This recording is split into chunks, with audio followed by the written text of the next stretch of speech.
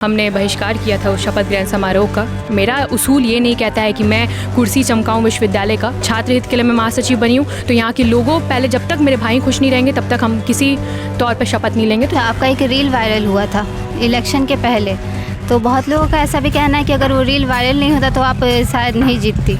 कि अगर राज्यपाल के यहाँ से नोटिस आ गया था कि हॉस्टल को फरवरी 2025 में खुलवाया जाएगा और मार्च 2025 में छात्र संघ के चुनाव कराए जाएंगे, लेकिन हॉस्टल अभी तक नहीं खुलवाया गया है। और उस आंदोलन में एक मांग और रखी गई थी जिसको विश्वविद्यालय प्रशासन ने दबा दिया। निर्दलीय होने की वजह से हमारे ऊपर बहुत रोकने की कोशिश की गई। बहुत लोगों का ये भी कहना है कि आप ये पब्लिसिटी के लिए आप शपथ ग्रहण नहीं की, और इसका नतीजा हम लोगों को देखने को मिला है कि लास्ट ईयर जो एडमिशन था वो हर कॉलेज में बहुत कम हुआ था। हमारे विश्वविद्यालय में फंडिंग 660 करोड़ की है, 660 करोड़ की है। 2018 से ही रेलवे काउंटर जो है वो बंद है और रेलवे काउंटर जो है उसमें कंसेशन पे टिकट्स दी जाती थी यहाँ के स्टूडेंट्स को ताकि वो घर जा सके।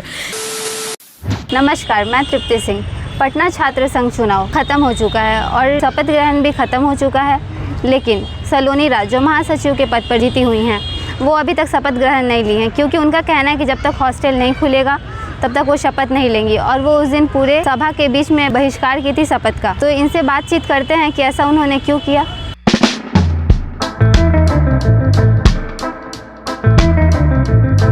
आप जो हॉस्टल मतलब आप ऐसा शपथ ग्रहण करने के लिए मतलब बोलेंगे जब तक शपथ ग्रहण नहीं करेंगे जब तक हॉस्टल नहीं खुलेगा, तो ऐसा क्यों, इससे क्या फ़ायदा होगा? देखिए, 8 तारीख को हमारा शपथ ग्रहण समारोह था और उस शपथ ग्रहण में हमने बहिष्कार किया था उस शपथ ग्रहण समारोह का, वहाँ के एडमिनिस्ट्रेशन का, क्योंकि ये जो चुनाव हुआ था छात्र संघ का ये बड़े आंदोलन के बाद कराया गया था। और उस आंदोलन में एक मांग और रखी गई थी जिसको विश्वविद्यालय प्रशासन ने दबा दिया, और वो मांग था हॉस्टल अलॉटमेंट का, हॉस्टल आवंटन का। और हॉस्टल आवंटन का हम कोई मांग नहीं रखे थे, हमने बहिष्कार किया था। उसमें हमने बोला कि हॉस्टल खुलेगा उसके बाद हम शपथ लेंगे। तो हम कोई मांग वहाँ रखने नहीं गए थे कि हॉस्टल को आप खुलवाइए। हम बस इतना बोल रहे कि अगर राज्यपाल के यहाँ से नोटिस आ गया था कि हॉस्टल को फरवरी 2025 में खुलवाया जाएगा और मार्च 2025 में छात्र संघ के चुनाव कराए जाएंगे, तो फरवरी होते अब अप्रैल हो गया, मार्च हो गया, अप्रैल हो गया, लेकिन हॉस्टल अभी तक नहीं खुलवाया गया है। तो इसी के लिए मेरा गुस्सा जाहिर था और बेहद लाजमी मेरा शपथ ग्रहण बहिष्कार करना था, क्योंकि अगर मैं शपथ ले लेती तो मेरे भाई जो हॉस्टल में रहते हैं, मेरे भाई, तो उनके साथ ये अन्याय होता। और मेरा उसूल ये नहीं कहता है कि मैं कुर्सी चमकाऊं विश्वविद्यालय का। मेरा उसूल ये कहता है कि अगर मैं छात्र हित के लिए बनी हूँ, छात्र हित के लिए मैं महासचिव बनी हूँ, तो यहाँ के लोगों पहले जब तक मेरे भाई खुश नहीं रहेंगे तब तक हम किसी तौर पर शपथ नहीं लेंगे। तो जल्दी से जल्द हॉस्टल खुलवाया जाए, उसके बाद हम शपथ लेंगे। अच्छा, हॉस्टल खुलने से यहाँ पे क्या बदलाव होगा? देखिए, बदलाव के लिए हॉस्टल थोड़ी है, यहाँ पे स्टूडेंट को रहने के लिए, बाहर से जो स्टूडेंट पढ़ने के लिए आते हैं तो उनको अगर रहने के लिए अच्छे से प्रोविज़न नहीं दिए जाएंगे तो वो स्टूडेंट आगे पढ़ाई पे क्या फोकस कर पाएंगे।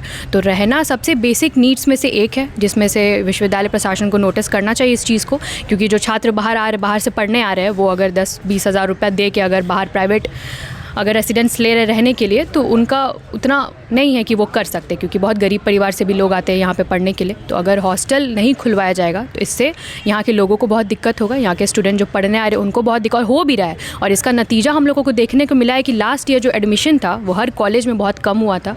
और ये इसी वजह से है, क्योंकि एक हॉस्टल अलॉटमेंट, सिर्फ हॉस्टल अलॉटमेंट एक मुद्दा नहीं है, उसके सराउंडेड बहुत सारी चीज़ है जो हॉस्टल अलॉटमेंट से सुधार पे लाए जा सके।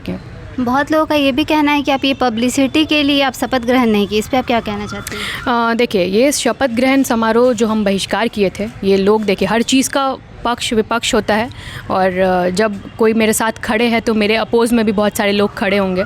तो शपथ ग्रहण का बहिष्कार करने के वजह से लोग जो नहीं भी जान रहे थे वो भी जान गए हैं कि हॉस्टल अलॉटमेंट अभी तक नहीं हुआ है, हॉस्टल अलॉटमेंट होता क्या है, जो नहीं जागरूकता हुई।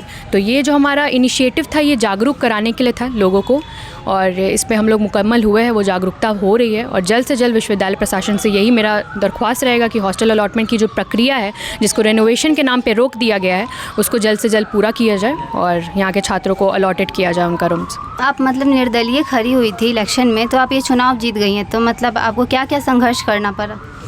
देखिए, कोई भी इंसान चुनाव जीतता है बहुत संघर्षों के बाद जीतता है। और रही बात हमारी, तो निर्दलीय होने की वजह से हमारे ऊपर बहुत सारे चीज़ ऐसे हुए जिसकी वजह से हम लोगों को बहुत संघर्ष करना पड़ा, लेकिन एट लास्ट जो होता है सच्चाई की जीत होती है, और हम लोगों में भी जीता उस पद पे, बहुत अच्छे मार्जिन से हम लोगों ने जीता।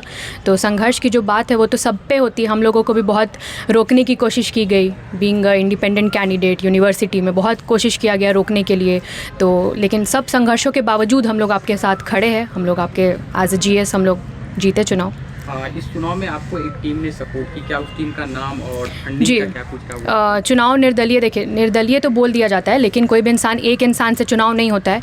कोई भी किसी, हम खड़े हो गए तो मेरे पीछे जो लोग लगे थे, टीम उसामा खुर्शीद के समर्थित उम्मीदवार हम थे विश्वविद्यालय में, और उनके गाइडेंस में ही हम चुनाव लड़े थे, और बिना किसी पॉलिटिकल अम्ब्रेला के अंडर नहीं थे वो और ना हम। तो उनके समर्थन से और हमारे समर्थकों के भरोसे की वजह से हम लोग चुनाव जीते। और रही बात फंडिंग की जो आप बोल रहे थे, तो हमारे विश्वविद्यालय में फंडिंग 650 करोड़ की है और 660 करोड़ की है, 660 करोड़ की है।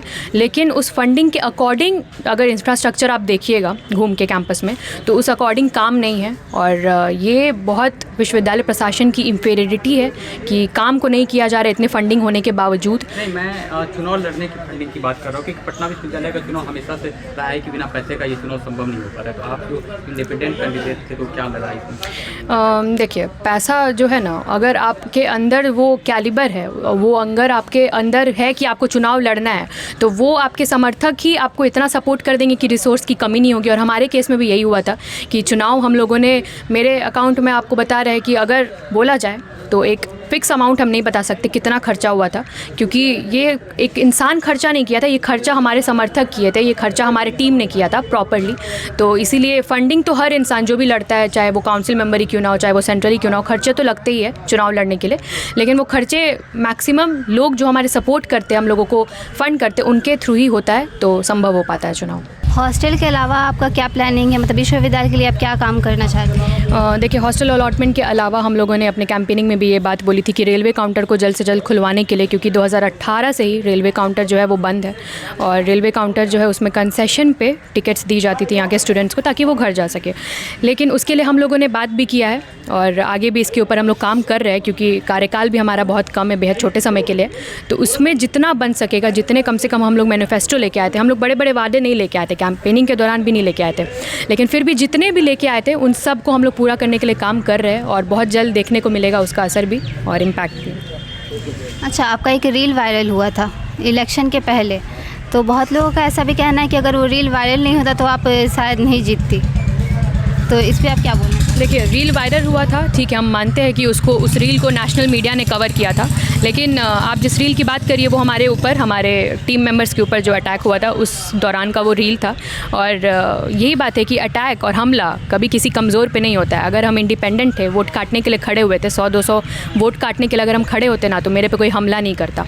हम लोगों का विज़न, हम लोगों के पीछे का समर्थन देख के जो हमारे प्रतिद्वंदी थे, वो द्वेष में आके हम लोगों पर हमला किए थे, और उसी का नतीजा था कि लोगों का जो जीत, तो हम लोग पहले भी रहे थे, क्योंकि हारने वाले पे कभी कोई हमला नहीं करता है, तो जीत हम लोग पहले भी रहे थे। हाँ, आप देखिए, अगर वो रील वायरल होने से आप पॉपुलर हो सकते हो, लेकिन विश्वविद्यालय में जीतता वही है जिसके मैनिफेस्टो सही रहते हैं, विश्वविद्यालय में जीतता वही है जिसके अंदर बदलाव की चाह होती है। तो हम लोगों ने अच्छी खासी मार्जिन से, हम लोगों ने, हाँ, मार्जिन हमारा बढ़ा था चुनाव का, जो था जीत का 2500 का जो मार्जिन था, हो सकता है कहीं ना कहीं उस वीडियो का 1-2% असर होगा, लेकिन जीत हम लोग पहले भी रहे थे। आपको अपना कैरियर मतलब राजनीति में ही बनाना है या किसी और क्षेत्र में आप जाना चाह रही हैं? देखिए, इस चीज़ को हम राजनीति पॉइंट ऑफ व्यू से हम देखते ही नहीं। अगर हम देख रहे रहते तो हम किसी संगठन से आ रहे रहते, और हमको मेन है कि विश्वविद्यालय में मेरा यही है कि जब तक विश्वविद्यालय में लोग हैं, जब तक विश्वविद्यालय में लोग छात्र हित के लिए काम करते हैं, तो राजनीतिक जो दायरा है उससे उठ के काम करना पड़ेगा, तभी जाके यहाँ का करप्शन कम हो पाएगा। करप्शन आप लोग यहाँ पे इंफ्रास्ट्रक्चर के पॉइंट ऑफ व्यू में आप देख ही रहे होंगे कि पैसे तो बहुत आते हैं, काम नहीं होते। तो ये सब कहीं ना कहीं राजनीतिक दायरों की वजह से ही है, और कहीं ना कहीं यही कारण है मेरा निर्दलीय होने का विश्वविद्यालय में। बेशक आगे की बातें तो अगर इस फील्ड में लोगों का समर्थन रहेगा, हम फिर से वही बात बोलते हैं कि कोई एक इंसान का ये चीज़ नहीं होता ये फील्ड। अगर आपके पीछे लोग हैं, आपके पीछे लोग आप पे भरोसा दिखा रहे, तब जाके आप आगे बढ़ सकते हो। तो हमारे पीछे अगर उस वक्त भी आगे चल के अगर लोग भरोसा दिखा रहे, तो बेशक हम इस फील्ड में आना चाहेंगे, लेकिन जब तक हम विश्वविद्यालय में, तब तक हम निर्दलीय और बिना किसी राजनीतिक अम्ब्रेला के अंडर ही काम करना चाहेंगे। तो राजनीतिक मतलब जब आपको जाना हो फील्ड में, मतलब पॉलिटिक्स में अगर आप जा रही हैं, तो आप कौन से पार्टी में मतलब जाइएगा?